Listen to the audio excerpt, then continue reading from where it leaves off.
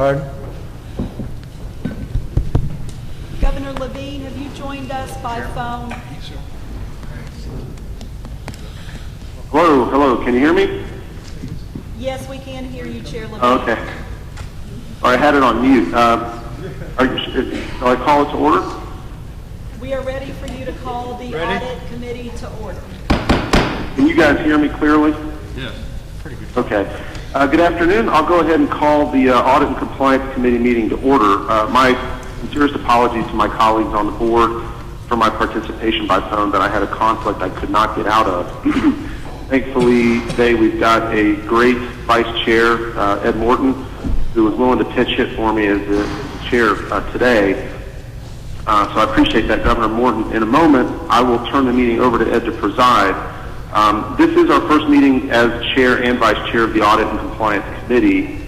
And over the last few weeks, I've spent a lot of time reviewing the charter, meeting with DERRY, HARPER, and the staff, and I feel like we won't miss a beat from the activities of the prior committee and with the ongoing issues that we're dealing with. So I feel very good about where we stand right now, Mr. Chairman, and I will turn the meeting over to Governor Morton to actually run the meeting. Thank you, Alan. Minoka, good afternoon, everybody, and welcome to Florida A&M, and welcome to the Audit Committee of the Board of Governors. Minoka, would you call the roll, please? Okay, and Chair Levine, I know you're on the phone. Vice Chair Morton. Here. Governor Carter. Here. Governor Kuntz. Here. Governor Lautenbach. Here. And Governor Webster. Here. Vice Chair Morton, you have a quorum. Thank you very much. The first order of business this afternoon is the approval of the minutes.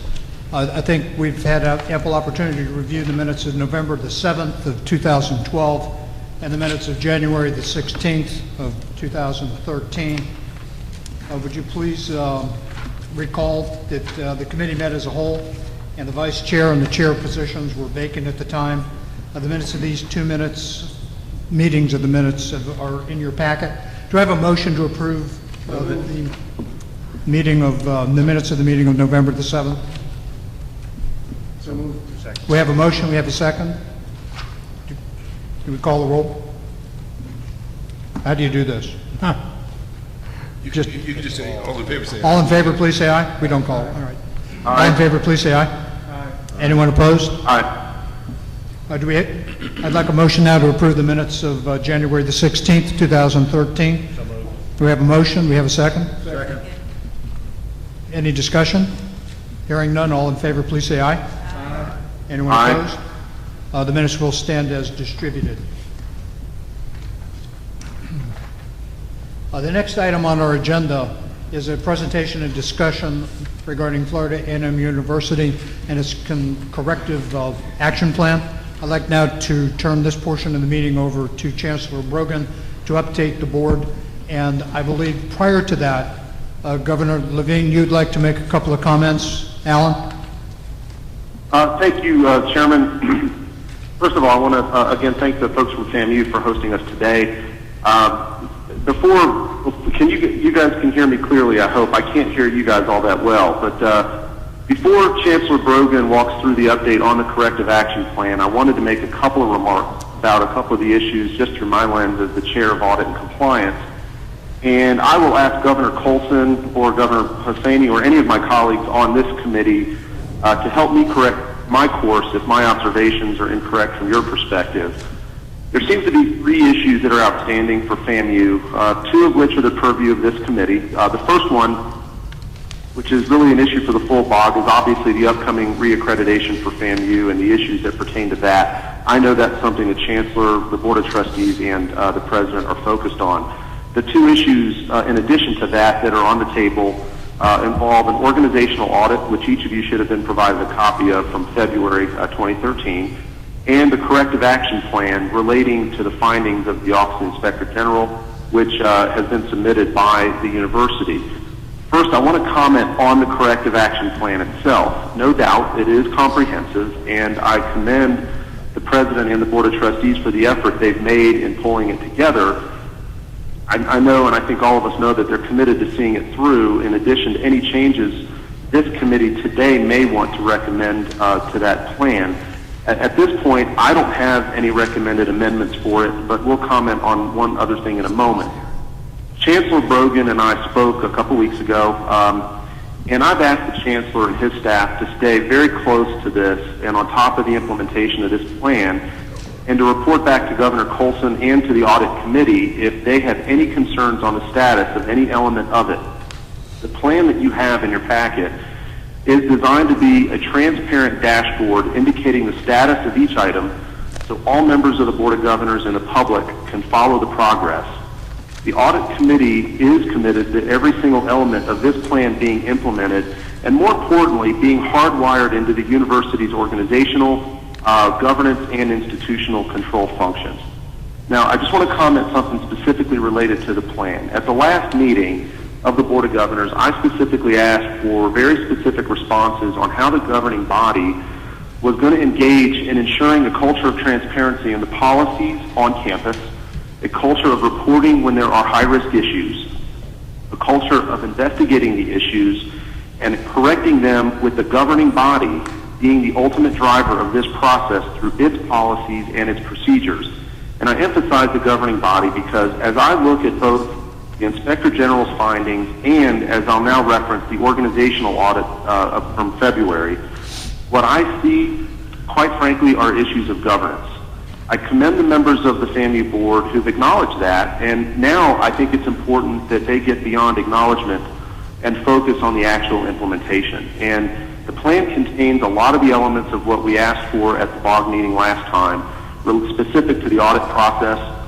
And I'd only suggest to my colleagues on the Board of Governors that the issues of governance are bigger than just this plan and something that will require ongoing work at the trustee level. And finally, as for the organizational audit itself, I think everybody on the Board of Governors has the experience to draw probably the same conclusions I have. Some of the items are routine audit issues typical of those you would find at any university and are easily correctable, but there are some significant issues related to the integrity of the audit process, the process of decision-making relative to the Sunshine Law, the financial status of the athletic program, and other things that are very self-evident in the audit. And again, many of these things relate, I think, based on my observation, my opinion only, the lack of hardwired governance processes that if are properly deployed and executed as planned by the university, it will protect FAMU from these types of findings in the future. At this point, there's no action required of the committee other than to review the action plan and make amendments if it should deem appropriate to recommend to the Board of Governors. As the audit points out, there are steps which have already been taken. There's others underway, including engagement of an external firm to conduct quality assurance of the audit process. So I thank the Board of Trustees and the President for engaging immediately and taking these steps.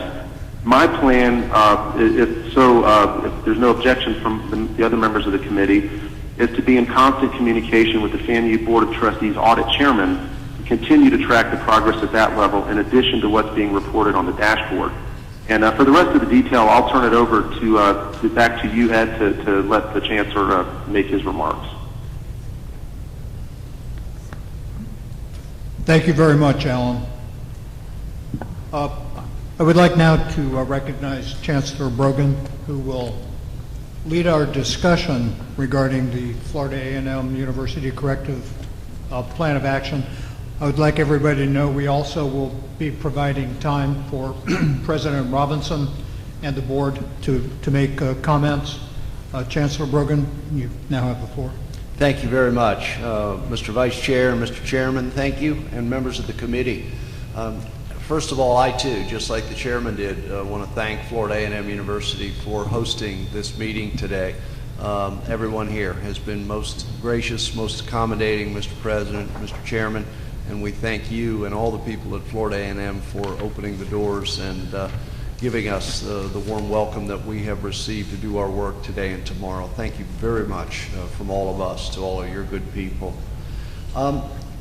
As you recall from previous meetings, there has been a great deal discussed not only about some of the things that have been transpiring at Florida A&M University over recent years, but more importantly perhaps, where is Florida A&M University headed in the future of the institution, not just as an individual institution, but of course as an incredibly important part of the State University System of Florida. And one of the things we recognized early on was that based on the number of looks, if you will, at Florida A&M, from state auditors to consulting firms and even Florida A&M's own look at itself, we had compiled a fairly lengthy amount of information, and then therefore a good springboard to what sorts of issues the institution needed to deal with and ultimately reconcile through corrective action to take Florida A&M University into the future. The Board of Trustees and, of course, President Robinson have been great to work with during this time period, and I appreciate it very, very much. Dr. Robinson keeps his door open to me, probably more than he would like to, as I come and sit down with him and we talk about these issues collegially, because as you all know, coming from our last meeting, that was a very important part of this, that this wasn't about just saying to Florida A&M University, tell us what you need to fix and come back and let us know if you fixed it. It was about forging a partnership with the institution and the system to make sure that we were walking hand in hand on these issues, not only in terms of what needed to occur by way of corrective action, but as we're about to discuss here today, Mr. Chairman, very importantly, how we were ultimately going to determine if those corrective actions were having the positive impact that they were meant to have. So in speaking with Dr. Robinson, we both agreed that one of the things we first needed to do was to pull from all of the information that had been circulated, if you will, a relative blueprint of the items that needed to come to the Board of Governors for consideration, not only by way of corrective action identification, but over time to monitor those issues and find out what the status was of those corrective issues until which time they could be checked off as having been satisfied satisfactorily. Now, I can tell you, when I went to visit Dr. Robinson the first time on this issue, I went in armed with a draft of the corrective action plan, and the first thing he did was reach across the table and hand me back a very large and complicated matrix that he and his staff and his board have been putting together, because as you might obviously understand, this is a significant look at Florida A&M, but it's at a much higher level. His matrix and that of the university has to take the very, very deep dive down into every single aspect of the university. We didn't, and agreed quickly, want to take all of that information and all of that complexity onto the Board of Governors. It wasn't necessary and would probably be more than the Board of Governors should want or feel comfortable having by way of your responsibility as the oversight body for the state university system. But what it demonstrated to me immediately was that with Dr. Robinson's leadership, his board, they had already begun to put together a corrective action plan for the institution that was very deep, very complex, and very all-encompassing in its scope. And not just identifying those things that they needed to work on, but being able to develop the actual planning and implementation for how those strategies would be carried forward, who would be responsible for them, what timelines they had associated with those particular issues on an internal side. To that end, what you have in front of you today is a body of work that was created again jointly, because I wanted to make it clear to Dr. Robinson that we were not handing him the corrective action plan. We were providing a draft that we had pulled together from all of the different reporting mechanisms and looked at what we thought were the major items under the major headings that would be important for the Board of Governors to wrap their arms around and over time be briefed on as we continue to work with Florida A&M as to how they're progressing forward on these points. I think the chairman mentioned this in his preliminary remarks, but if not, I will repeat. This is a marked draft for a reason. We want especially this committee, the audit committee, to be comfortable with this corrective action plan, matrix if you will, and the way it is formatted and the items that we have identified. We have scrubbed it, both our staff and that of Dr. Robinson and his staff, and feel comfortable with it, but that is not to say that this committee may not have other ideas or other issues they'd like to see included, or perhaps things on here that the group feels as though aren't necessary, perhaps, to rise to the level of the Board of Governors. Now, what's the ultimate motivation here? The ultimate motivation is to make certain that as Florida A&M, who themselves clearly understand their need for corrective action on a variety of fronts, works at those issues, that we as partners at the state level, because we obviously from a systems side have a major stake in these issues as well, know what those issues are and don't simply say to Florida A&M, good luck with those, and someday I suppose we'll find out how this all went. I think in working with these kinds of things before, just like an audit report, that a board of trustees at an institution level not only wants to know how the audit went, they want to know what the findings were, and they also, very importantly, not only want to know what recommendations for change were made in the audit report, they then want to see the university put together a corrective action plan with responsibilities, roles, and timelines so that as the corporate board, they can monitor success when success is finally achieved on those audit findings. Similar concept here. So we have put together a number of overarching themes, and then under those items we have put together some of the individual components for you that we think rise to the level of issues that the Board of Governors should very much want to see, and more importantly want to monitor on through and receive the very important periodic status reports as we work with Florida A&M University on these issues. So without, at the risk of reading to you, and I won't do all of that, but just to show you the major theme items, you have compliance with Institute of Internal Auditor Standards, and then you have several items under that. You have reporting to Audit Committee and President, several items under that.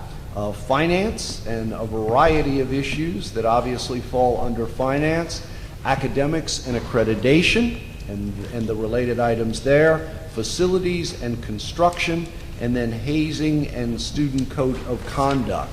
So those were the major overarching themes, and then as I mentioned, there are a handful, for lack of a better term, of items under each of those that we believe help to identify the predominant issues under those overarching titles that this board, through its audit committee, should want to look at and should put regular reports on as to the success that Florida A&M University is having toward being able to, if you will, check those items off. Some of them are relative, either you do or you don't. It might be the development of something, and once that thing is developed, you've satisfied the issues. Others might be a bit more nebulous and require a bit more long-term conversation, look, and understanding. But these are the ones that we worked on, the ones we came up with, and even formatted it so that you could see, as perhaps cliche as it might be, a series of red light, green light, yellow light methodologies to report the status at any given time. Each of these things will be assigned a status, and then that status will change upon reporting to the full board where it is upon that reporting period. So you'll be able to, at any time, even between meetings, be able to see what the current status of that particular item is as we continue to work with Florida A&M University and its leadership on each of these individual items. And then hopefully at some point we will reach the point where Florida A&M has satisfied all of these issues here, and then again, based on motivation, rather than just saying, I wonder how they're doing over there, as partners, full partners through this process, this board will not only know how Florida A&M University is doing on these things, but will be actively involved in the process of making sure that we can all declare, once that day arrives, that they have satisfactorily dealt with each of these very important issues. So I'm going to end where I started and then be glad to take any questions, Mr. Chairman, on the subject.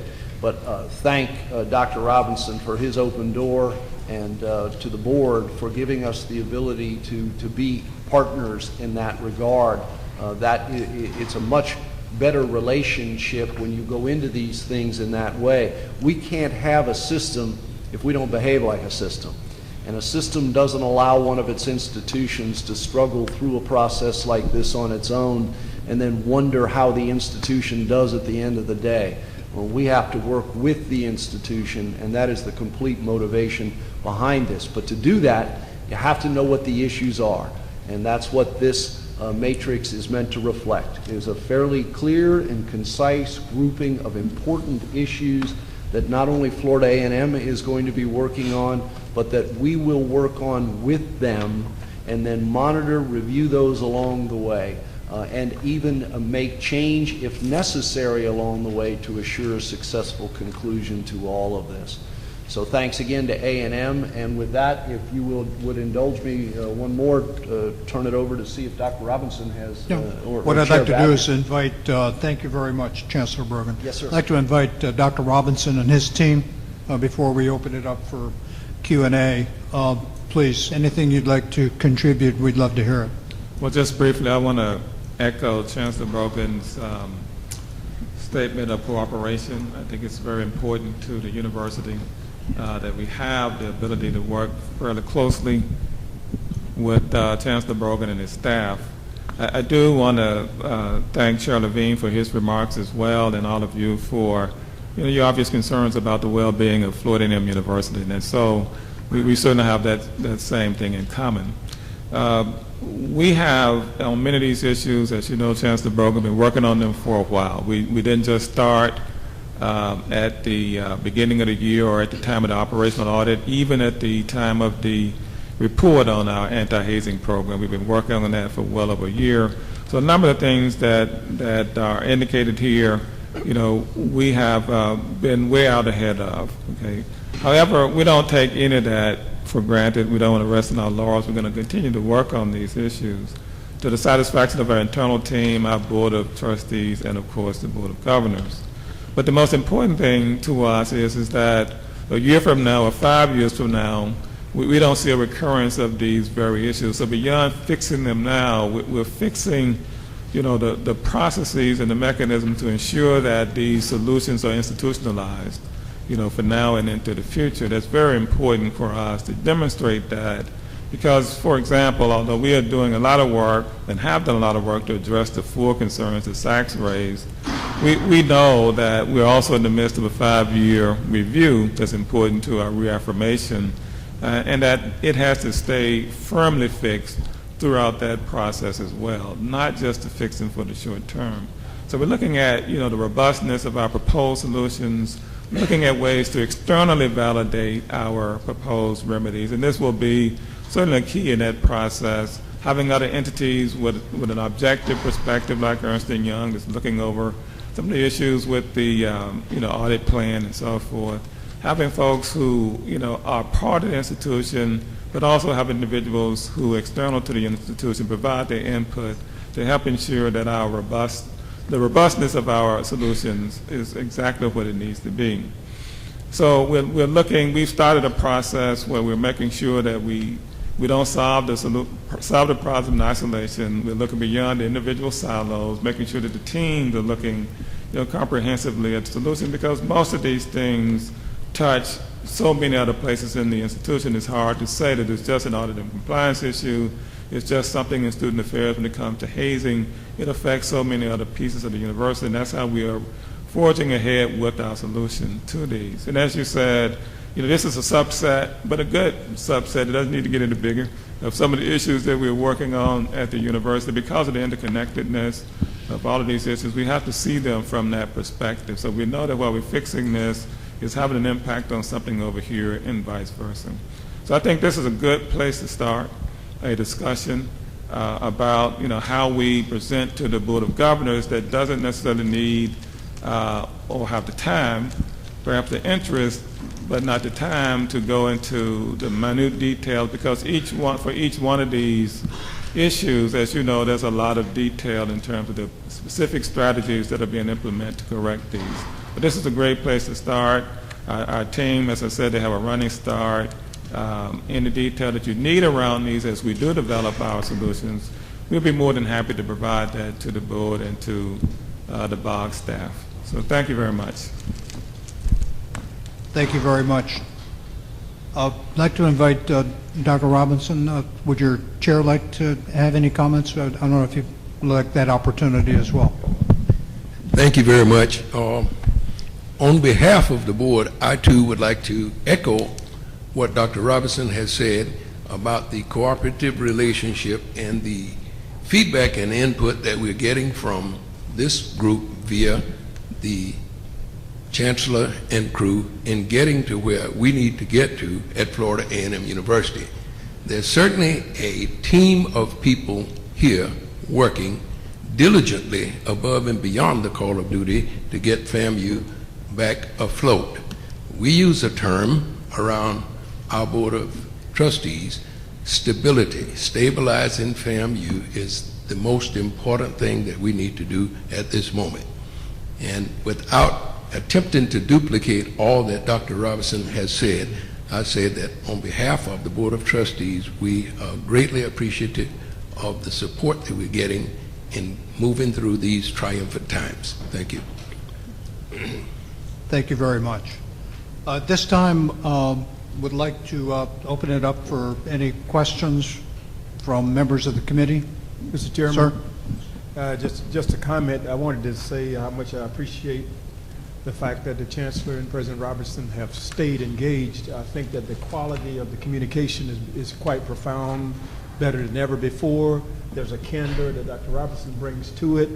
He's just being forthcoming and forthright and say, hey, here's what we got going, here are the issues, not trying to hide anything, being forthcoming, working with our Chancellor and our board staff. The Board of Governors staff have been very involved in the process of working as we try to move forward. This university is very important to the Board of Governors. It's important to the state of Florida.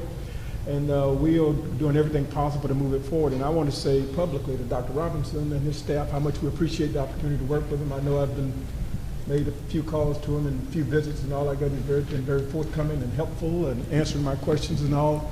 And I think this is a good, Mr. Chairman, as you know, this is a good platform for us to work from.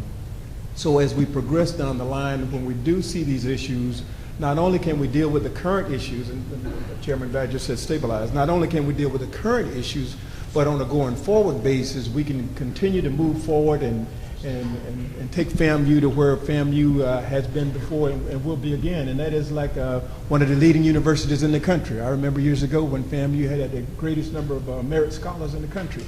And the best is yet to come. So we want to continue to say, Dr. Robertson, thank you for you and your staff working with our Board of Governors staff. And Chancellor Brogan, you're doing a great job, so keep on keeping on. And I appreciate you guys letting me stick my nose in from time to time and check in with you. Thank you, Mr. Chairman.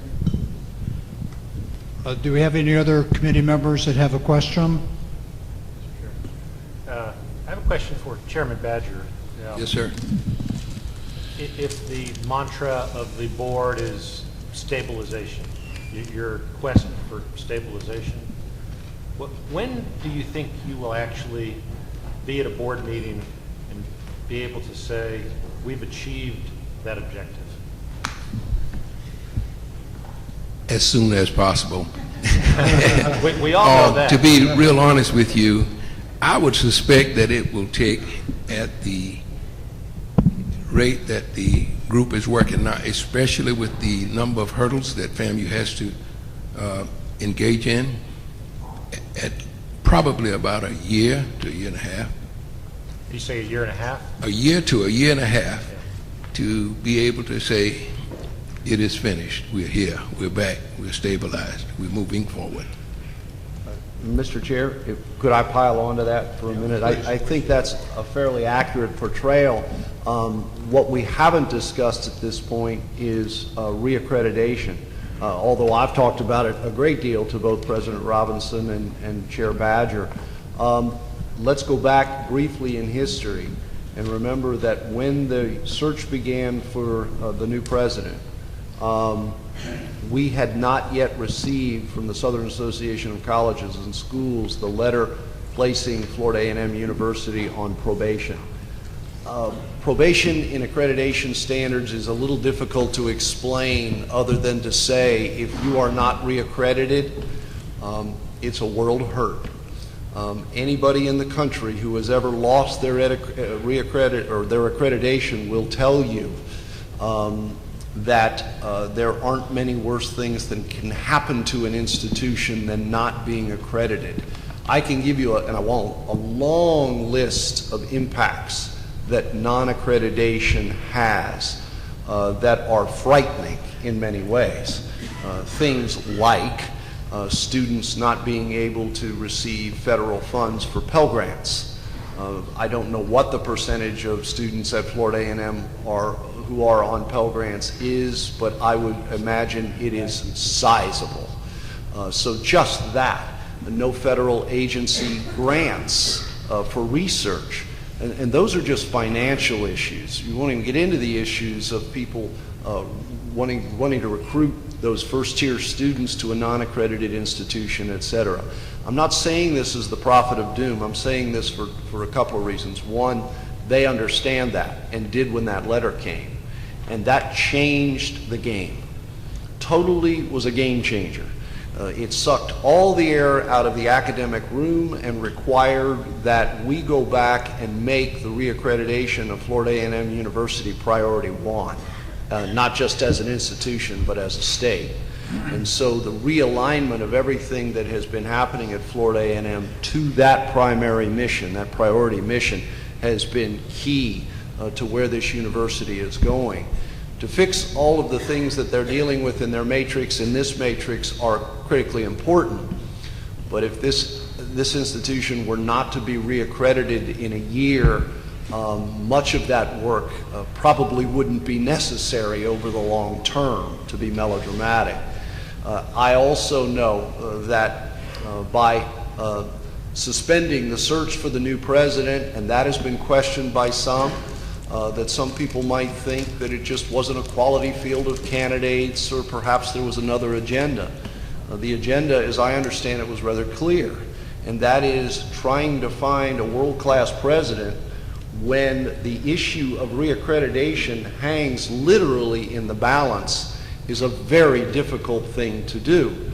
Even if you find an outstanding president who finds out 4 months after his or her tenure begins that they are the president of a non-accredited institution, what have you accomplished other than bringing in a high-quality president? So by virtue of that fact, readjusting the timing on all of these things, as has been done by the Board of Trustees at Florida A&M, they felt to be incredibly important so that when they do go out to find a president, they will be able to offer that job to someone not only for a university that's not on probation, but that has been reaccredited for another 10 years. So these are tough decisions, and that's why, and I'll wrap up here on this issue of timing, I think we're going to have to see significant accomplishment toward all of these items within a year, because so many of these items tie back directly to the issue of reaccreditation for Florida A&M. It's provided, there was already an urgency for these things. There is a special urgency now over the next year to make sure that these are married with the quest for reaccreditation for the Chancellor, institution. can you just make sure I understand, or President Robinson, so the 12 to 18 month journey towards stabilization, where's the intersection on reaccreditation? What's the time period, the expectation to... Dr. Robinson, would you? Sure. I'm sorry, Mr. Chairman. And I just want to clarify some clarifying language. University remains accredited. It's on probation. We want, to avoid having any further sanction imposed upon the university, which could include loss of our accreditation. Okay, but what we're trying to achieve normally is reaffirmation when you haven't lost your accreditation. That's what we want to maintain. And in fact, we're in the middle of that sort of 5-year process that's required by SACS in the first place. But with regard to the specifics of this most recent sanction from December, We now know that a special committee will be appointed that will visit the university September the 24th through the 26th. A written report has to be provided to that committee at least 30 days in advance of that on-site visit, which could be a couple of days or so, as I said. And so that would be due on or about August the 27th of this year. So that's the window we have to get the written report in. There may be a little bit back and forth after the committee leaves. You know, for their report, it'd be an opportunity for a fact check, as you typically do in these types of circumstances. But the commission will render its decision in December of this year at its annual meeting, which I believe this year is in Atlanta, Georgia. So we'll know one way or the other from the commission at about the same time we got the sanction imposed in 2012, in December of this year. Okay? Thank you. All right. Yeah, thank you. Do we have any other discussion or questions from the committee? I'd like to offer a couple of observations myself then. When any of us publish a business plan or corrective action plan like this, I think something that I would be looking at as a fiduciary would be the assignment of specific responsibilities as to who will be held accountable for accomplishing or successfully achieving these goals, objectives, and or particular metrics that we've got outlined in this draft. So I think accountability needs to be infused into the process. Second would be I would assign a deadline. I would, rather than slow progress, no progress, good progress, we're either on schedule or we're not. And I think I'd like to see a specific target date which would be ascribed or assigned to each of these metrics. The last observation I would make, I think the Chancellor has raised, and perhaps in a different context. That is, I think we also have to be careful about blending the line between fiduciary responsibility of this board and operational responsibility, like reconciling bank accounts and some other matters that might be better assigned to the university itself and hold them accountable for doing that, but maybe in a different way than reporting, yeah, we're reconciling the bank accounts every month, that kind of a thing. So I think just as a general observation from 10,000 feet, the ability to successfully separate operational responsibility from fiduciary responsibility is something we ought to just factor into as we look at the draft. Hearing no other discussion, I'd like then to move on to the next topic. The Audit and Compliance Committee has, as you're well aware, several, I think, critical functions. And our approach to each of these major functions is to have a division of the responsibilities among the various committee members for the purpose of taking, if you will, the lead in these functional areas. The chairman, Levine, has made preliminary assignments to the committee members for the committee to review. DERRY Harper, our Inspector General, will provide us now with a description of the Audit Committee's responsibilities as set forth in the draft Audit and Compliance Committee dashboard. Without further ado, Mr. Harper. Good afternoon. Before I begin, Governor Morton and Governor Levine, I'd like to introduce Lori Clark, who's a compliance analyst and a part of the Office of Inspector General, and much of the work product that you see, of course, coming out of our office, Lori is instrumental in presenting, and of course is a great service to the Board of Governors in that regard. On page 77 of your meeting materials is the Audit and Compliance Committee dashboard, and I have asked Governor Morton in my conversations with Governor Levine for a little time to discuss in an overview kind of fashion the major functions of the Audit and Compliance Committee. One brief comment, that document's a little difficult even for me to read, and I have it here in person.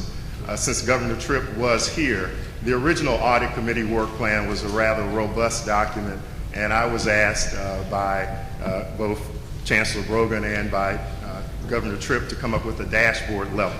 Behind each of the particular responsibilities outlined there will be a more robust, you can call it spreadsheet, file cabinet, but having an individual on the board on the audit committee, who is primarily responsible for providing us guidance and oversight, we decided it was a good way of presenting the work plan. Of course, all of this is subject to your discussion. So if I could just have a few minutes, I have a few slides here and I'm going to go through them. I'll call it fast break since we're in the midst of March Madness. Just an overview of the Audit and Compliance Committee function, which by necessity will require me to discuss some of the responsibilities and duties of the Office of Inspector General. You have all, I know the new members of our committee and those who are now our veteran members, had quite a few opportunities for orientation, so I'm not going to spend much time. But our governing authorities, in addition to the ones that you've had to discuss and that you're now becoming very familiar with, and the veteran members of the board who've been here for a while know real well, are listed on this particular slide. The two I would highlight, though, are Section 20.155 of the Florida statutes. That's the Board of Governors Inspector General Act, and then the overall Inspector General Act. That's Section 20.055 of the Florida statutes. And I'll say just a little bit more about those. The other item on that list is the Board of Governors Regulation 1.001. That's the powers and duties regulation.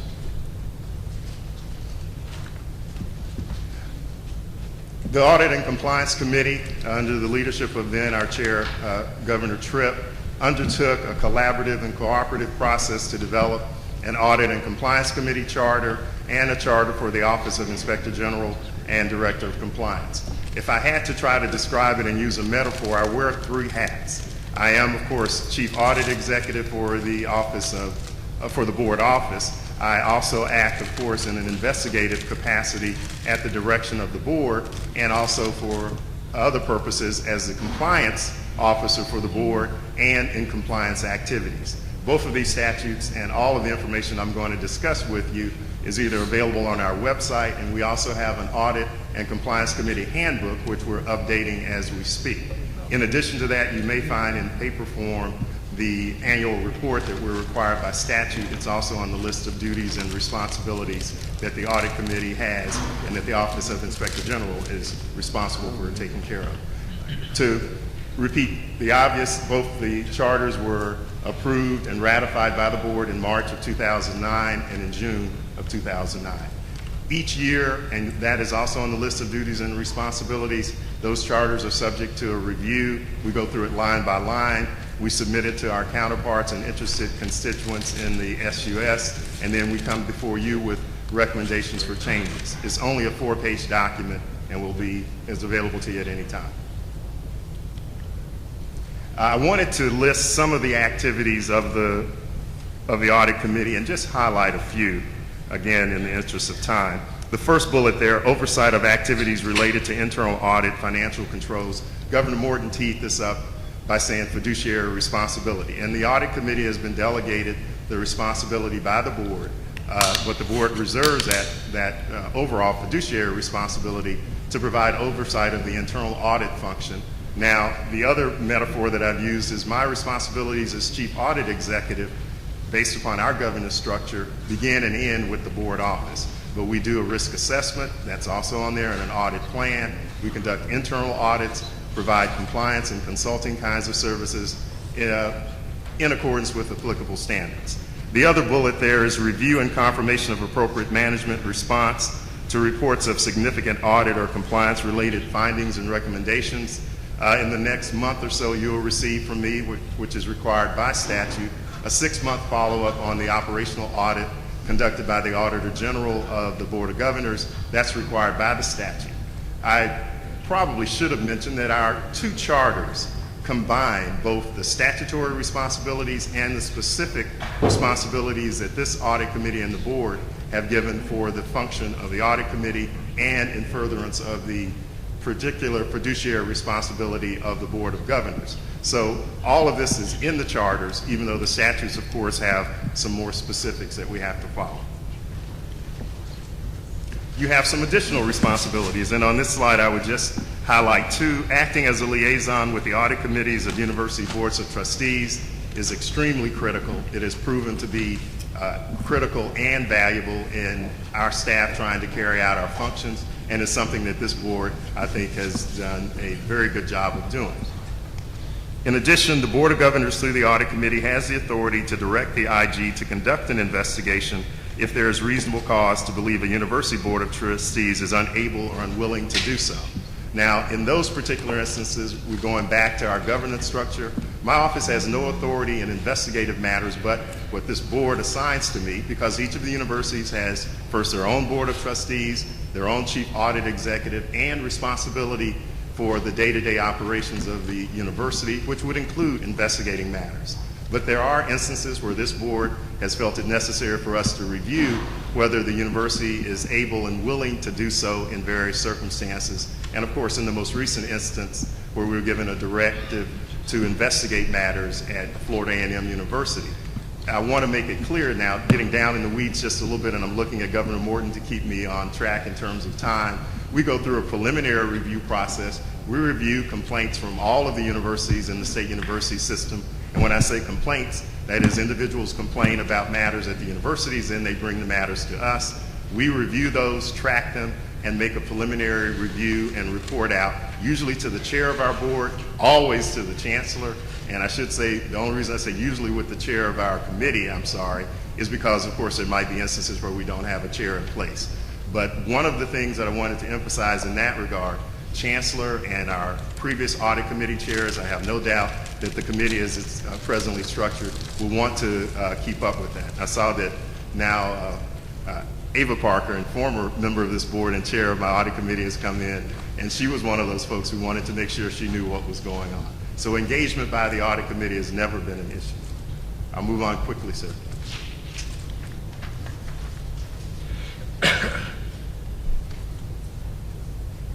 In addition, as we've already discussed, and Chancellor Brogan and President Robinson have pointed out, the audit committee would be the primary point for reviewing any instances where we are looking at whether a university is adequately responding to items that have been identified in external audits by whatever the entity might be, and to initiate inquiries if it has any cause to believe that those particular items and audit findings are not being handled. I never miss an opportunity to emphasize the fact that objectivity and independence by your Inspector General is extremely important. There is a dual reporting relationship set forth in both charters. I report to the board through its audit committee and also the Chancellor Brogan. And what I usually say is I have at least 17, sometimes 18 or more bosses. We appreciate the comments I know that were made earlier by Chancellor Brogan. You can pick up the phone and call me anytime, whether you're a member of the committee or not. He emphasized that, I know, during some of our discussions, and I wanted to just repeat it if I may, Chancellor. Finally, and we won't spend much time on this, I mentioned Florida Statute 20.055 because it has some particular requirements that some of the other universities' chief audit executives do not have. They're listed there. And just end with just a brief, we are responsible by that statute to issue an annual report by September 30th of each year. In that annual report, we try to develop a vision, mission, and motto statement that were consistent with the Board of Governors. And of course, our vision is to enhance public trust. Our mission is to provide leadership in the promotion of accountability and integrity. And then that last one, the motto, I'll just take 2 minutes to talk about. We are about making a difference. One of the few downsides to this job is I don't get a chance very often to engage in the most important constituency, if you wanted to try to rank them, that we have, and that is the students. It's always about the students. So we approach each of our tasks as if it's vital that we not only do it with whatever the particular challenges are, that we remember that it is about the students. Now, that's all that I have, Governor Morton. Governor Levine, can you hear me? I didn't. Governor Levine? Yes. Okay, then. That's all that I have in terms of the slides. I'll be glad to take questions, but really, I should turn it back over to you and the other members of the committee to discuss the audit committee dashboard, make any changes, and you've made preliminary assignments. Thank you very much, Mr. Harper. Do we have any questions for Mr. Harper while he's up there? Thank you very much. Okay, sir. Do we have any comments, observations people would like to make about the dashboard? Everybody happy with what they got assigned? We are happy. We are very happy. I didn't know there was an option. Hearing no option, Mr. Chairman, we'll close the discussion. That concludes, we have a question. I'm sorry. Please. Mr. Chairman, there was one item in there that I had a question about. It was the prohibition of design-built construction. Is there a date when that will be stopped? Because that potentially can lead to cost savings. And if we have a blanket prohibition of design-build, it's something Chris can answer later. if necessary. Chancellor Brogan, could you answer that? I can't, about the date certain, but Okay. when we switch to facilities and Chris comes up, between Chris and Tim, I bet we can get that question answered. Thanks, Dr. Cho. Okay. Thank you. Yes, sir. Do we have any other comments? Hearing none, I have no additional comments to bring before the committee. Governor Levine, do you have any comments that you'd like to close with? No, thank you. Thanks, Ed. In that case, we're adjourned. Okay, the next thing on the agenda is to have a break. So we're going pretty fast, so why don't we take a 10-minute break?